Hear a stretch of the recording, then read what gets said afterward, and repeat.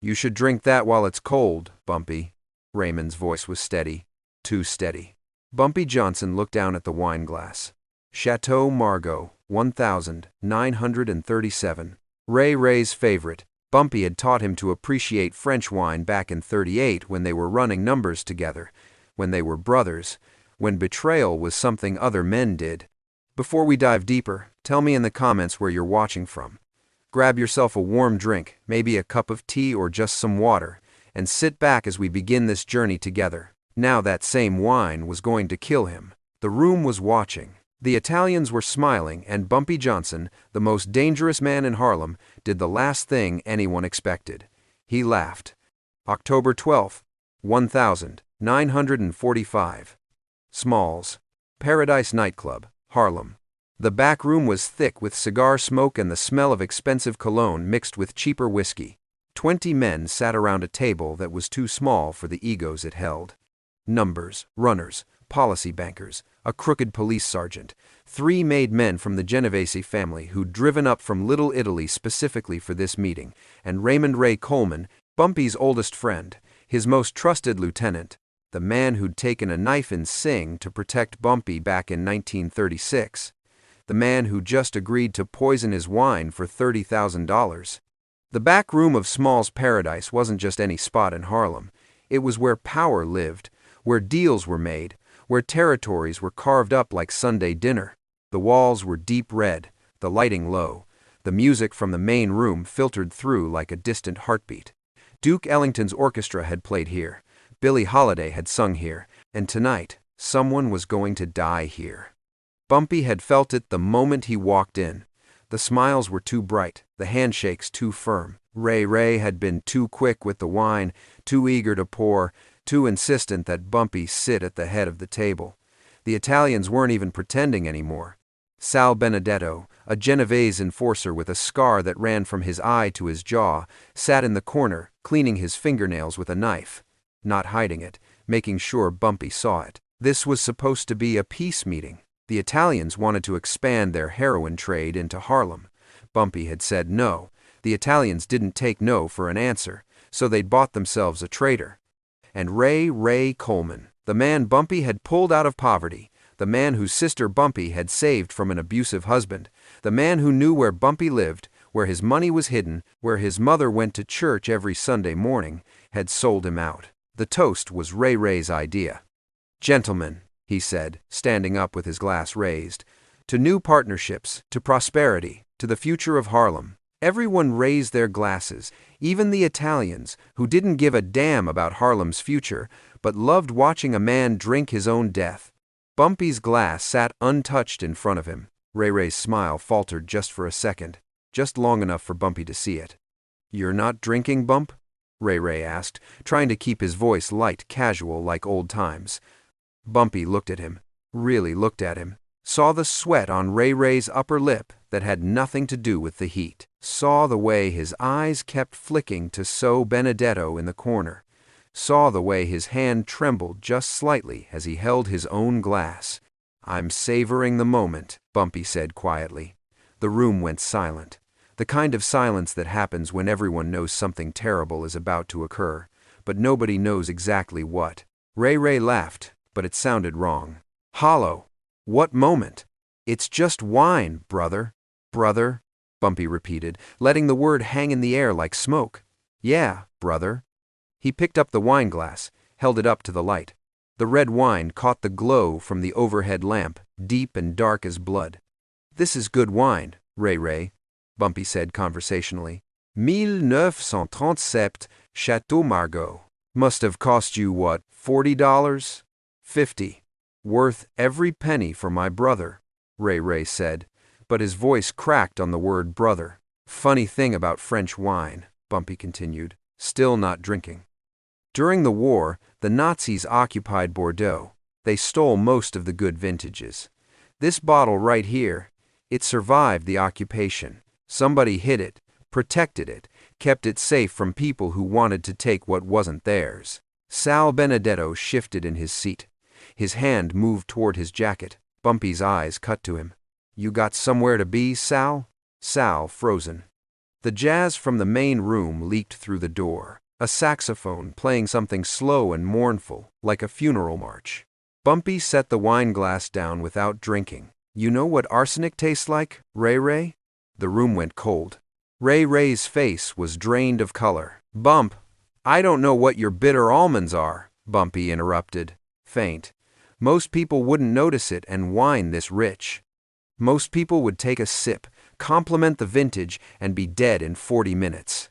He stood up slowly. Every man in that room watched him. Nobody moved, nobody breathed. But I'm not most people. Ray Ray's hand went to his waistband where Bumpy knew he kept a .38. But Bumpy was faster. Not with a gun, with words. Don't, Bumpy said softly. It wasn't a threat, it was a fact. You pull that gun, Sal shoots you before you clear leather. That's the deal, isn't it? You poison me, they kill you, and it looks like we killed each other. Clean, simple, no blowback on the Genevese family. Ray Ray's hand stopped. Sal Ben Benedetto was staring at Bumpy like he was seeing a ghost. How did you do? Sal started. How did I know? Bumpy smiled. And it was the coldest smile anyone in that room had ever seen. Because I've known for 2 weeks. He reached into his jacket. Every man in the room tensed. Hands went to guns. Bumpy pulled out an envelope. Not a gun. An envelope. He tossed it on the table in front of Ray Ray. Open it. Ray Ray's hands trembled as he opened the envelope. Inside were photographs. His face went from white to gray. That's you, Bumpy said calmly. Meeting with Sal Benedetto at the Riviera Lounge 3 weeks ago. That's you, except in an envelope. That's you counting $30,000. He tossed another photograph. That's your mama wearing that new fur coat. Nice coat. Shame where the money came from. Ray Ray looked like he was going to be sick. See, Ray, I've known about the meeting, known about the money, known about tonight. Bumpy picked up the wine glass. You think I walked in here blind? I switched the glasses, Bumpy said simply. Ray Ray's eyes went wide. He looked down at his own wine glass, the one he just raised for the toast, the one he hadn't drunk from yet. No, Ray Ray whispered. Oh, yes, Bumpy said. The one you poured for me, that's the clean bottle. The one in your hand, that's the one with the arsenic. My people swapped them while you were busy greeting our Italian friends. Bumpy looked at Ray Ray's glass.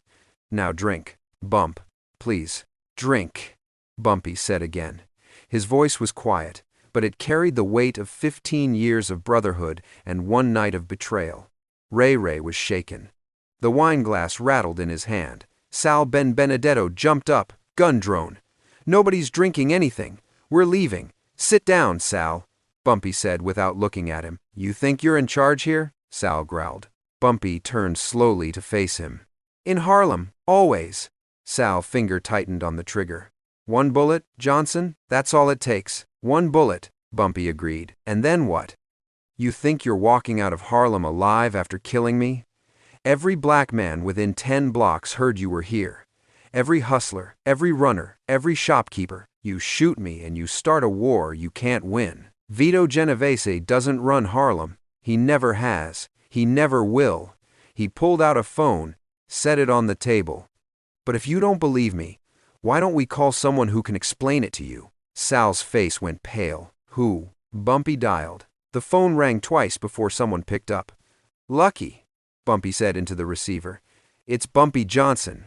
I got a situation here that needs your input. The room went absolutely silent.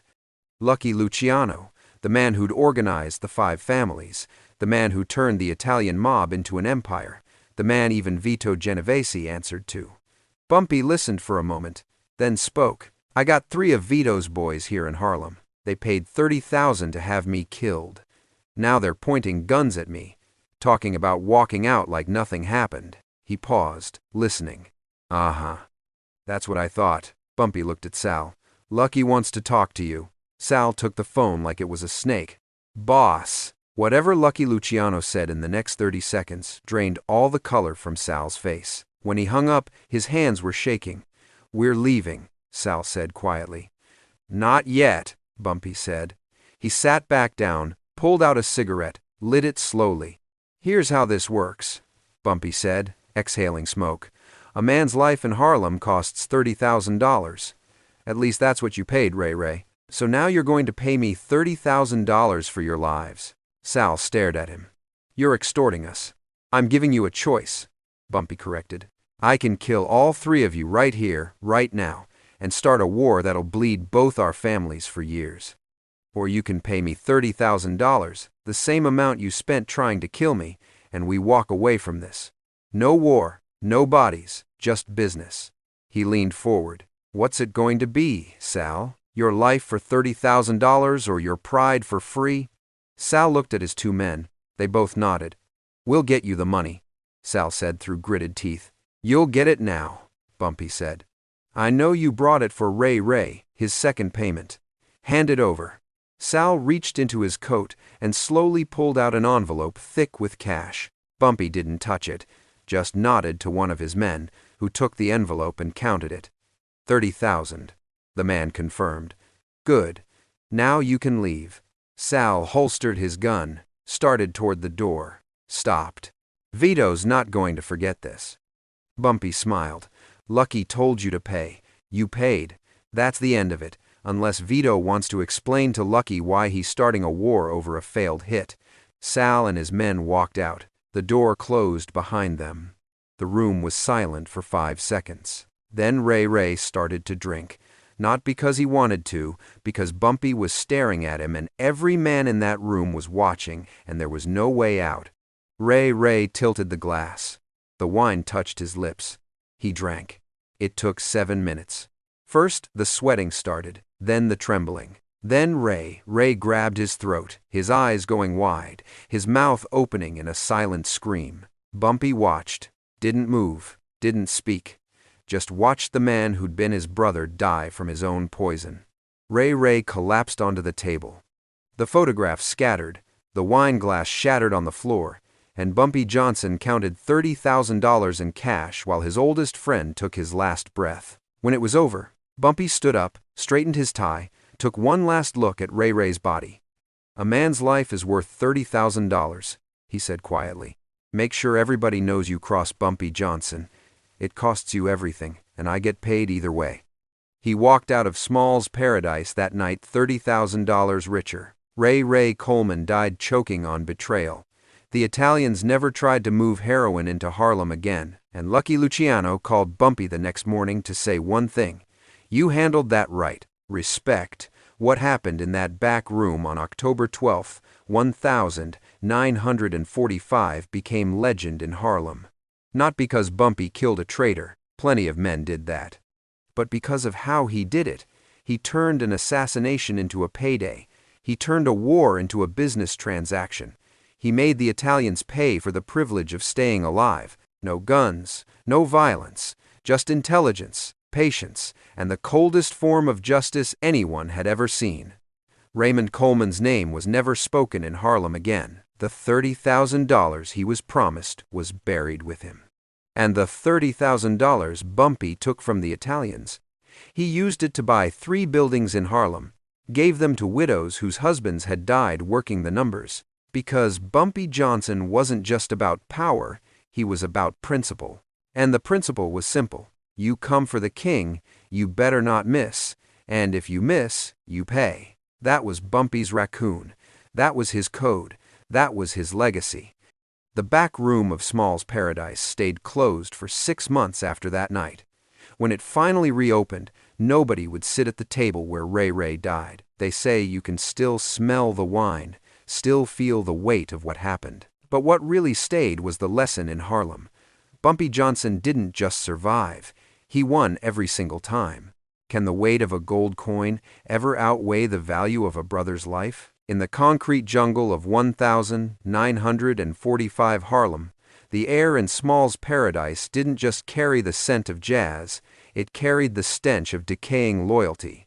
Bumpy Johnson stood in a room where every smile was a mask and every toast was a death sentence, teaching us that survival is not about who pulls the trigger first, but who understands the board before the game even begins. History shows that power is not found in the barrel of a gun, but in the precision of information. Bumpy didn't survive by luck.